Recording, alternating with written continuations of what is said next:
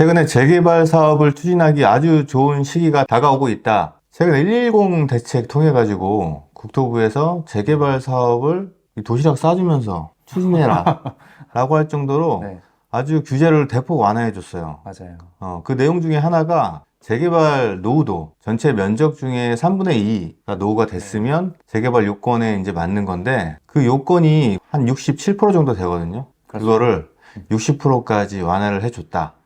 이 말은 정부에서 재개발하라고 밀어주는 거예요. 그리고 최근에 3월 27일 날 서울시에서도 재개발 사각지대에 놓인 주거지에서도 재개발을 원활하게 추진할 수 있도록 또 규제를 완화해 줬는데, 그 중에 하나가 도로폭 접도율이죠. 네, 저희가 재개발을 추진할 때 필수 요건이 10,000제곱미터 이상, 노후도는 3분의 2, 거기에 선택 요건이 있는데 그 중에 하나가 접도율입니다. 이 폭 4m 이상 도로에 4m 이상이 접해 있는 건축물의 비율이 40% 이하일 경우에 그때 재개발 요건을 충족하는 건데, 이 4m라는 조건을 6m 미만으로 확대해 줬어요. 네.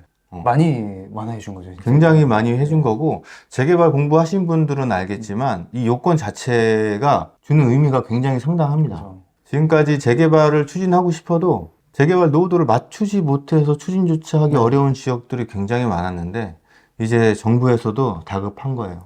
주택 공급은 해야 되는데 할 데가 없잖아. 그죠. 이번 규제 완화 중에서도 인센티브가 있어요. 용도 상향을 해주고 공공기업 부담을 좀 완화시켜주는 부분. 기존에는 15%였다면 이걸 10%까지 완화해주고, 지역별로 또 사업성이 안 좋은 곳들이 있잖아요. 네. 그런 곳들은 각각 좀 사업성이 나올 수 있도록 정부에서 인센티브를 준다는 겁니다. 그러면 결국에는 사업성이 좋아진다는 얘기는 조합원들이 부담해야 될 어떤 추가적인 비용도 줄어든다 이 얘기잖아요. 그쵸. 그럼 주민 동의도 어떻게 보면 더 올라갈 수 있는 여건이 되겠네요. 그렇죠. 정말 그런 부분들을 지원해 주기 위해서 많은 정책들이 아마 쏟아질 것 같다라는 네. 생각이 들어요. 뭐 재개발 요건도 지금 완화되고 어떻게 보면 동의율도 올라가고 여러 가지 정책들이 도움이 되는 쪽으로 가고는 있지만, 가장 큰 리스크는 또 어떻게 보면 사업 기간도 길고 그 사업비가 지금 계속 올라가는 추세다 보니까 그 건축비나 이런 것들에 대한 부담이 되게 많잖아요. 그런 사업성에 대한 문제는 지금 계속 제기되고 있어요. 근데 우리가 생각해 보면은 사람들이 아파트를 원할 거잖아요. 그것도 신축 아파트급으로. 그렇죠. 서울이 신축 아파트 지으려면 어떻게 해야 돼요? 여기 북한산 뭐 깎아가지고 아파트 세워야 돼요? 그거 못 하잖아요. 그러니까. 그러면 기존 노후 네. 주거지를 철거하고 새 아파트를 짓는 방법밖에 없는데, 지금 서울 같은 경우에 입주량 보면은 부족하거든요. 네. 그럼 서울에서 입주, 아파트를 원하는 수요가 5만이 넘어요. 근데 지금 보면은 2021년 이후부터 그 수요를 따라가지 못하고 있어요. 공급이 없었다는 거거든요. 근데 26년 보면은 지금 시가 아파트가 많은데. 거의 없어. 은평구 같은 경우에는 더 난리죠, 지금.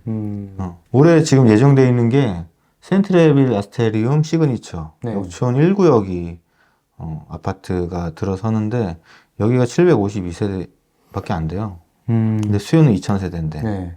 따라갈 수가 없죠.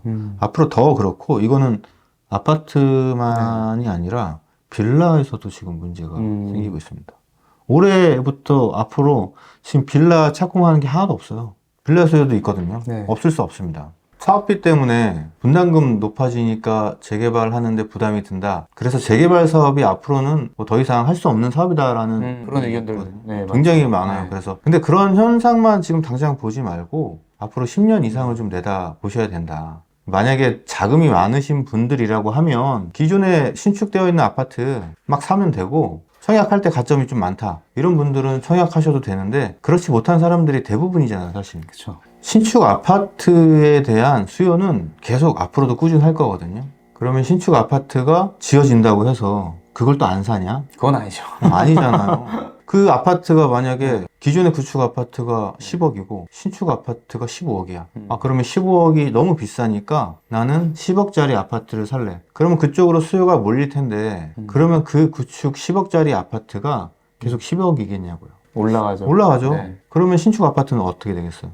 더 올라가죠. 정부 정책을 가지고 비판하는 분들이 굉장히 많긴 하지만, 우리가 사실 신축 아파트를 가장 저렴하게 구매할 수 있는 방법 중에 하나는 재개발, 재건축밖에 없어요. 결국은. 그리고 지난 21년 11월 달이 아파트 가격이 최고점이었을 때 아파트 전세에 사는 친구랑 신축 아파트 청약되거나 산 친구랑 자산의 증가 속도를 한번 비교해 보세요. 그때 많은 분들이 굉장한 소외감을 느꼈을 겁니다. 당장의 재개발 사업성에 대한 우려보다는 10년을 내다보고 자신의 미래를 한번 설계해 보는 게 어떤가. 지금 당장 신축 아파트는 아니지만 10년 이후에는 신축 아파트 들어갈 수 있는 거잖아요, 사실. 그리고 이런 재개발 정책이 나올 때마다 이 흐름에 맞춰가지고 배 띄웠는데 바람 불면은 네. 도 띄워가지고 가야 될 거 아니에요. 여기 지금 머물러 있는 분들이랑 계속 공부하고 재개발 쪽 투자를 적극적으로 하시는 분들은 나중에 분명히 자산의 차이가 발생한다라는 거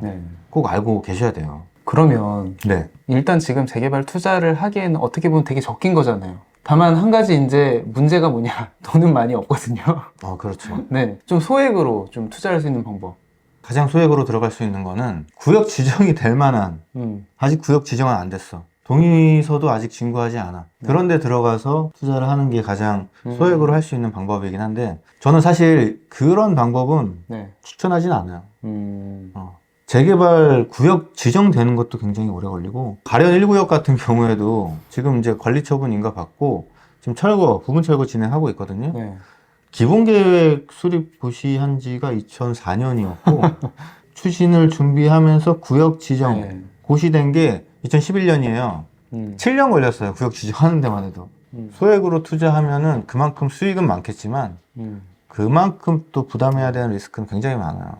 기본적으로 최소한 조합 설립은 되거나 아니면 사업 시행 인가 이후 네.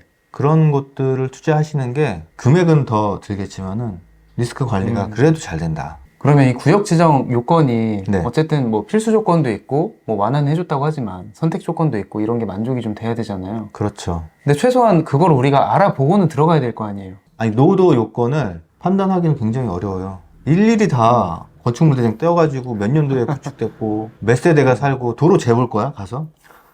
호수 밀도가 어떤지? 그거 어떻게 일일이 알겠어요. 근데 다행히도 요즘에 너무 기술이 발달되고 좋은 플랫폼들이 많이 나와 있어요. 그 중에 이 재개발, 재건축 이런 노후도를 단번에 확인할 수 있는 그런 플랫폼들이 있습니다. 그 중에 하나가 부동산 플래닛. 요거 요즘에 아주 많이 사용하고 부동산 플래닛 사용하는 방법 굉장히 간단하거든요. 지금 부동산 플래닛 들어와서 로그인 하게 되면 오른쪽에 탐색 버튼을 클릭하게 돼요. 그러면 자 색깔이 쫙 바뀌는데 불난 거 아니에요 지금 이거? 지금 불난 동네가 보이죠? 몇 군데. 지금 파란색일수록 신축이고 빨간색일수록 이제 오래된 주택이라고 보시면 되는데 여기 지금 붉게 타들어가는 지역이 바로 가련동에서 재개발 추진하고 있는 가련 1구역 이 지역이고 바로 요 옆에도 지금 재개발 추진하고 있거든요. 노후도만 봤을 때 가련 1구역이랑 다를 바 없어. 이 지역이 지금 뭐 이렇게 붉고 파란 것도 섞여 있기 때문에 좀 더 정확하게 이 노후도를 확인하려면은 이 영역 그리기라는 버튼이 있거든요. 이걸로 구역을 이렇게 클릭 몇 번 지정을 해주면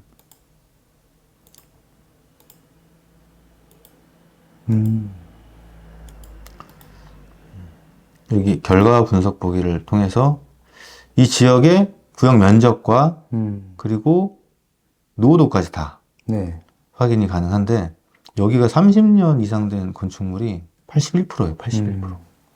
그리고 우리가 선택 요건이 있었죠. 네. 호수 밀도 61 충분히 되죠. 되거든 남죠. 이런 식으로 하니까 되게 간단하잖아요. 네.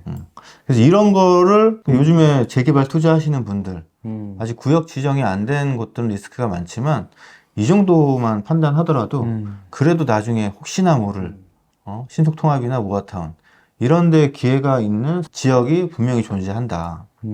그리고 은평구에서도 요즘에 이거를 확인해서 네. 미리 그 지역을 선점하시는 분들이 꽤 있거든요. 그 지역에 있는 중개사 분들도 노도 잘 모르고 이렇게 부동산 플래닛 같은 사이트를 통해서 구역을 확인할 수 있다라는 걸 모르시는 분들 꽤나 많아요. 그렇죠. 구역 지정이 되기 전에 지역을 미리 확인해서 투자를 해야 되는데 소액인 만큼 그리고 사업 리스크가 굉장히 커요. 이거 재개발 노후 지역이라고 하더라도 아파트 올라서는 데까지 20년 이상 걸릴 수 있거든요. 그렇죠. 그래서 저는 그런 지역들을 권하진 않아요. 그럼에도 불구하고 그런데 관심 있으신 분들은 저한테 연락 주시면 제가 적극적으로 그래서 이런 플랫폼들이 요즘에 다양하게 나와 있단 말이에요. 재개발 지역을 아예 알려주는 아파트 실거래가 네, 사이트, 네. 아실 사이트 이런 것들을 보면은 그 지역에서 재개발을 추진하는 곳들을 다 표시해 놓고 재개발 지역에 있는 빌라가 단독 얼마에 거래됐는지까지 네. 거래 내역까지 확인할 수 있고 이런 플랫폼을 모르시는 분들은 앞으로 이 투자 경쟁에서 자산을 불리는 속도는 토끼와 거북이 차이 있거든. 아, 적절한 비유인 것 같아요. 네. 한 10초 만에 그 재개발이 가능한 지역들을 확인할 수 있는 사람과 그걸 모르고 일일이 다 수기로 막 적어서 뭐 앞으로 이런 사이트들 그리고 재개발을 투자할 때 꼭 필요한 그런 부분들은 반드시 숙지하시고 이거 진짜 귀찮다. 그냥 나는 중개사한테 물어보고 계약할 거야. 이런 분들은 저는 이런 분들한테는 말씀드리고 싶어요. 하지 마세요. 재개발 근처에는 얼씬거리지도 마세요, 이런 분들은.